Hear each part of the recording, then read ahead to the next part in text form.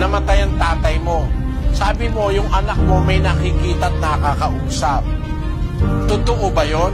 Maaaring totoo, pero hindi ang tatay mo ang nakakausap ng anak mo. Kasi may mga espiritu ng demonyo na nandadaya sa tao. Nagpapanggap sila na sila yung pumanaw na lolo mo, lola mo, kakausapin ka para iligaw ka. Kaya bawal ng Diyos yan yung makipag-usap ka sa mga espiritu. Yung kanyang espiritu, kung siya'y matuwid na tao, yung kanyang kaluluwa nandoon sa langit, doon sa ilalim ng altar. Kung siya naman ay hindi mabuting tao, yung kanyang espiritu nakabilanggo, hindi pwedeng makausap ng anak mo yon.